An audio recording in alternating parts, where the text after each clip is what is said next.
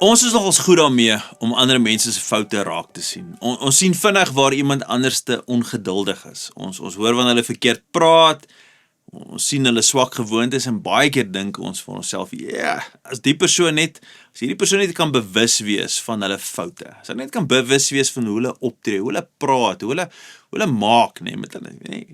Maar Jesus sê iets in Matteus 7 wat nogals ongemaklik kan raak. Hy vra, waarom sien jy die splinter in jou broer se oog raak, maar die balk in jou eie oog merk jy nie op nie? Nou dis vir my amper 'n snaakse prentjie. Hier staan ek met 'n balk wat by my oog uitsteek, maar ek is meer bekommerd oor die klein splintertjie in joune. Stel jouself gou voor, daar iemand staan aan in 'n IR met hierdie groot balk uit sy oog uit en hy kla oor al die ander mense se splinters in hulle oë. Nou Jesus sê nie die splinter bestaan nie, ek wil dit ook net uitlig, dit is nogals belangrik. Daar is dalk iets in 'n ander persoon se lewe wat aangespreek moet word. Daai splinters moenie daar wees nie.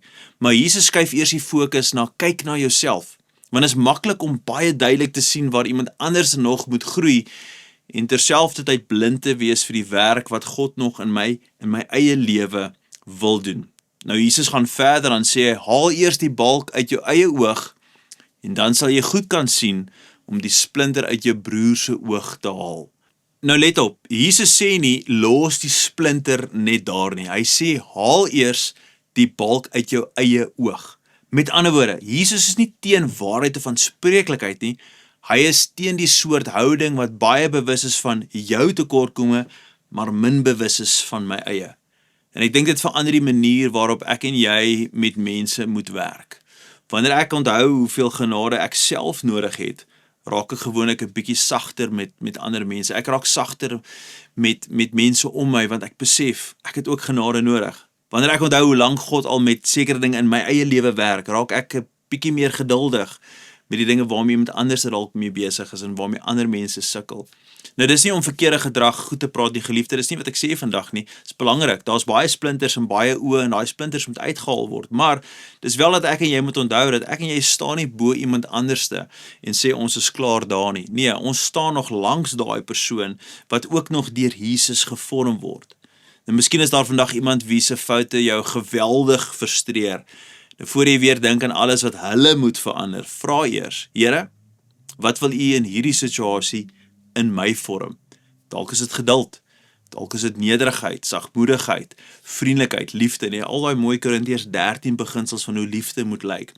Dalk is dit die vermoë om waarheid met liefde te praat, eerder as om net te oordeel en sleg te wees of sleg te praat.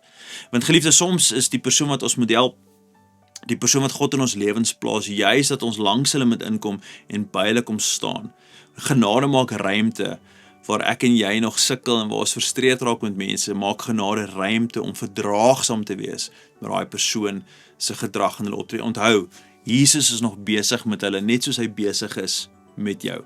Kom ons bid saam. Hemelse Vader, so baie dankie vir U liefde in ons lewens en dankie dat U liefde vir my en vir ander 'n ruimte maak. Ruimte om te groei, ruimte om die Christusvorming wat daagliks plaasvind in ons lewens. U is besig daarmee. Dankie dat U ook vir ons sê in Filippense 1:6 dat elke goeie werk waarmee U besig is, sal U tot volëinding bring. En daarom kan ons weet deur U genade kan ons daar uitkom. En waar moet ons uitkom, Here? Ons moet uitkom by 'n plek waar ons meer ruimte skep vir ander mense, want ons verstaan eerstens genade en daarom verstaan ons ook liefde wat in ons lewens gevorm word. En as ons daai genade en liefde beginsels verstaan, kan ons dit uitleef teenoor ander mense. Ek bid vir hierdie genade oor ons lewens in die kosbare mooi naam van Jesus Christus. Amen en amen. Geliefde, ek sien julle weer môre. Gaan in vrede. Totsiens.